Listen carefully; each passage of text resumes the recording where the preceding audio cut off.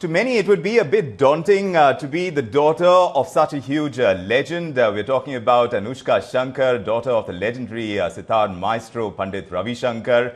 But she's carved her own niche in the world of music, so she has nothing to worry about. It's been a long time that she's been at it. Several Grammy nominations later, several albums and singles later. And yes, now her latest offering has been an EP called Love Letters as well. It's good to have Anoushka join us bright and early on a London morning. Great to have you with us. A very warm welcome to ET Now, Anoushka. Thank you so much. It's good to be here with you. Anoushka, now this pandemic has derailed many of our lives in so many different ways. There's no taking away from that. But you tell us about you, because I believe you've been homeschooling both your children, your sons Zubin and Mohit. And of course, I'm sure you must have been upskilling as well in some form or the other. I know how musicians work. Tell us what has been keeping you busy through this entire period. I mean, yeah, nothing I planned is what's been happening, right? Like with everyone. So I had a lot of shows in the diary. We were planning some very special concerts this year for my father's centenary. This year would have been his 100th birthday. And we had a series of concerts around the world planned, and none of them have happened, of course. So we're hoping to postpone those. And as you say, I've been busy with my kids. And, you know, it's been challenging, of course, to suddenly be in a situation together where we're homeschooling and all of that. But I've also found it quite precious as well. I don't think I've ever had this much time with my kids. So it's been really beautiful in its own way as well. And as far as music goes, you know, like many people, I've had to learn new skills. I'm not generally the type of musician I would say is very technically savvy. I've always been a little bit intimidated by the engineering side, the wires, the cables, the mixes. And in order to do work, I've had to learn all of that through lockdown. So I've been doing a few things. I co-wrote the soundtrack for A Suitable Boy, and I did a few other songs with people, but all of that I had to engineer myself. And so in a way, I feel that sort of pride of having had to learn new skills and meet the challenge as well. This EP, Love Letters, of course, is something that is being talked about as something that is most personal to you, considering it happened after your divorce. And you put a lot of that into the songs, the 6 songs that have come out of it. And of course, we're talking about the latest single as well. But tell us about this process. How is it different from the others that you put out in the past? I mean, all of my music is in response to life. And sometimes that's in response to very personal experiences. Like a lot of my album Traces of You was written in response to my father's ill health at the time and his passing away, which happened during the recording of that album. Some of it is in reaction to global events, like my album Land of Gold, which is written in response to the ongoing tragic refugee crisis. So Love Letters is not different in that sense. But I'd say it's different in the sense that it's maybe more personal. I've probably been more vulnerable, more intimate on this record than I have been on any other previously. One of the differences is that I really actively sought more female collaborators on this record. And so I wrote with a lot of incredible women who all helped me to nurture that very trusting space to be able to write in that way. And it's probably also different because it's exclusively songs with lyrics, whereas most of my work previously is a mix of instrumental and song. This is all songs. Yes, that is definitely a difference. So in terms of receptivity from the audiences that you've been loved by, your fans around the world, how have they been evolving, as it were? Because I find so many musicians, like you find across all fields, everyone wants to do everything. And now social media allows you to put it all out there as well. I'm sure you must be consuming some of it too. When you look at all that content that is floating around and you see how audiences are reacting to the new music that you come out with from time to time, what are the kind of changes you've seen? I think I've been very fortunate over the years that people who do listen to my music and like my music have sort of come to know that I keep doing something different. So, with every album, with every tour, I tend to put together a new band, a new sound, explore something that I haven't done before. Because for me, that's what I find really fascinating. I love to learn, I love to grow, try new things. So I think people have come to know that now. And I think the reason I say I'm lucky is because I do see a lot of artists can struggle sometimes when they have perhaps a big success or a very notable hit or something that becomes a very attached sound that they're known for. It can get difficult to move out of that, and artists can struggle to be fully free.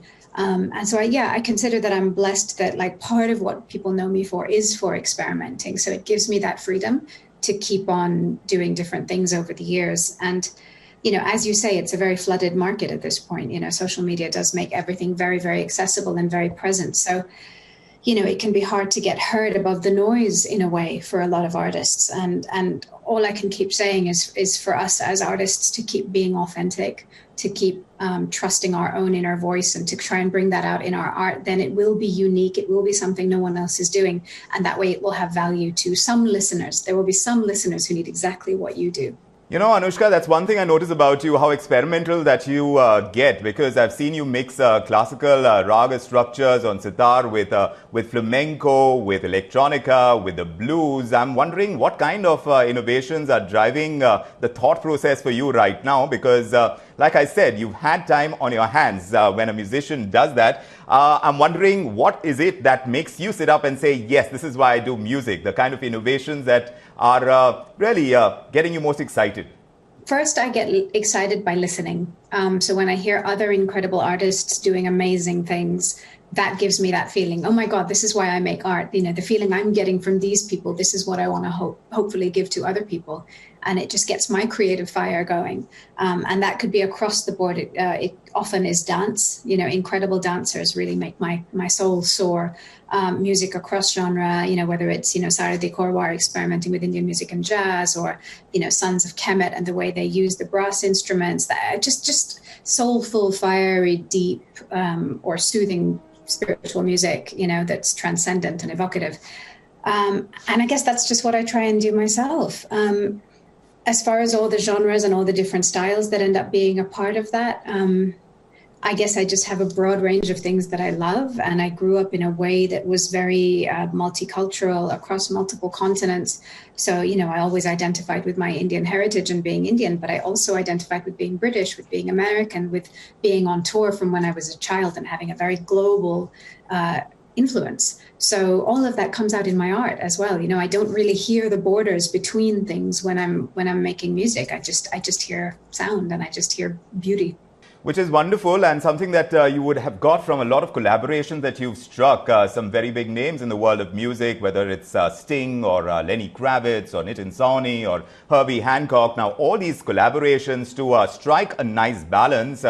Even in this latest single from Love Letters, Those Words, you worked with Indian singer Shilpa Rao. I'm just wondering, to crack the right balance when it comes to collaborations, which of course is something that you've thrived on, you must have a secret sauce.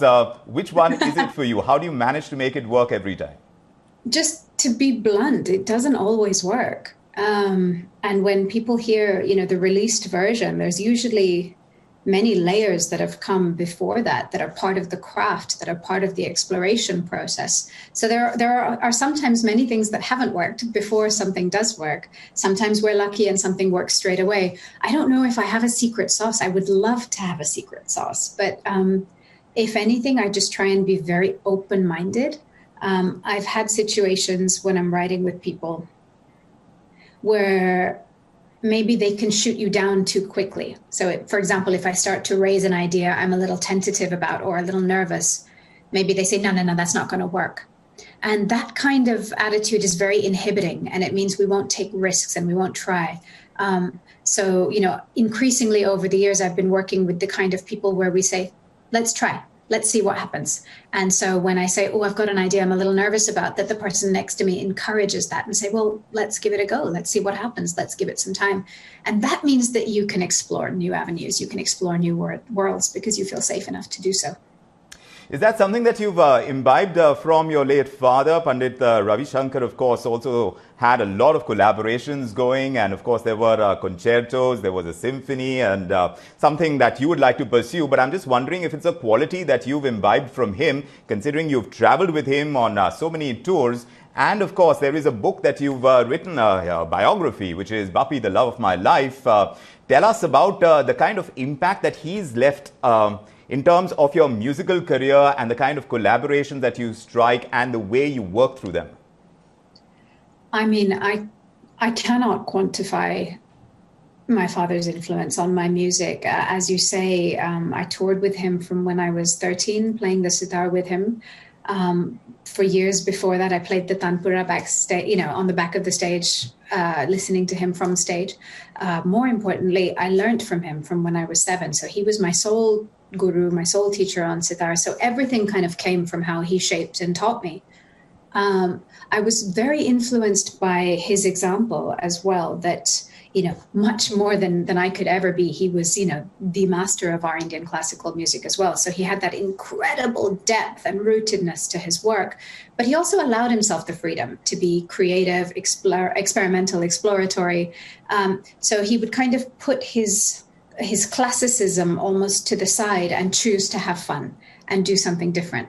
And he allowed himself those dual identities. And I saw that as an example and thought, oh, okay, so one can learn, a traditional form and still allow oneself that freedom. And I found that very attractive. I find it interesting how Norah Jones, your half-sister, and you have imbibed some of those qualities. I find it also very interesting that you've never performed together on stage. Isn't that right? Tell us about how you see the kind of differences between you and Norah. Well, I mean, one of the personal tragedies of lockdown, artistically speaking, is that actually this year we were going to perform together for the first time on stage. So on my dad's actual 100th birthday, was our first show together. We were doing a big show in London with many incredible artists, disciples, and hopefully it will still happen in the future. It's currently been rescheduled for a year from the original date. And then hopefully we'll get to do other cities as well. Obviously, none of us know what's happening, but you're right. We had never performed together before. I guess because there didn't really feel the right context, but nothing feels better than, celebrating our father together. That's the right context. So, hopefully we will still get to do that. Well, we look forward to that too. Also, I want to know what kind of music you listen to when you are chilling, when you are kind of in a bit of a quieter mood. What music do you turn to? Do you listen to yourself, or which are the artists that have most impressed you in recent times that you would turn to? I don't usually listen to myself unless it's for a work reason.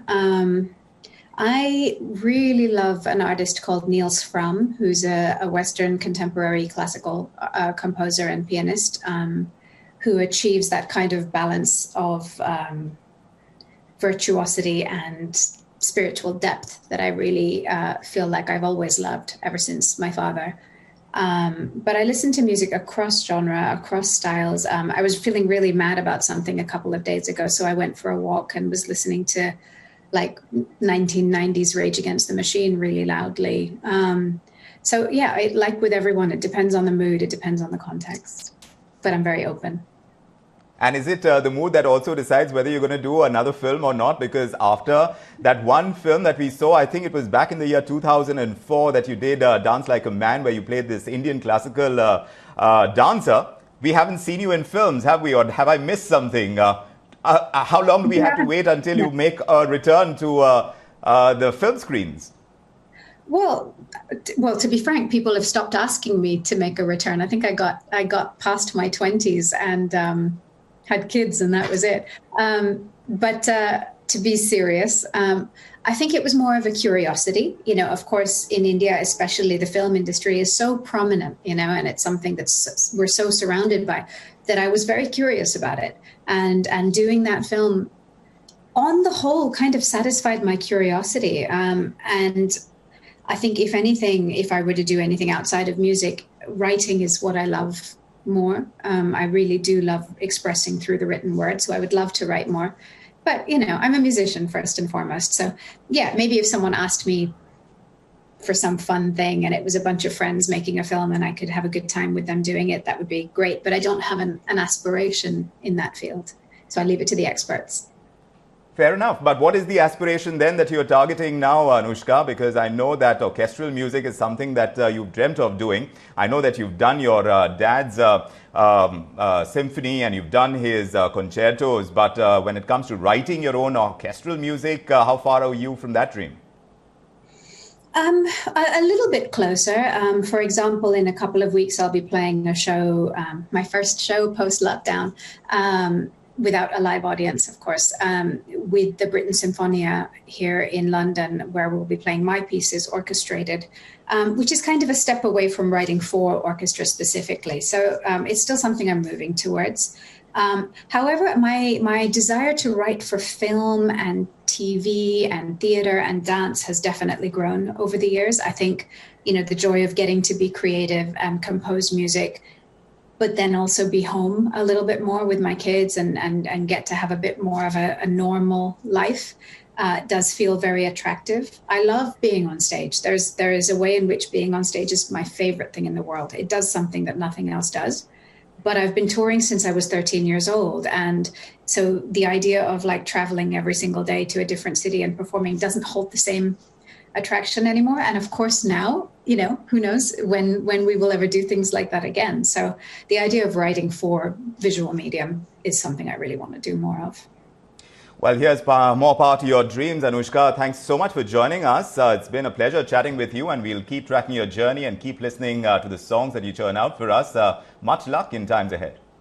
Thank you very much. It was lovely to talk to you.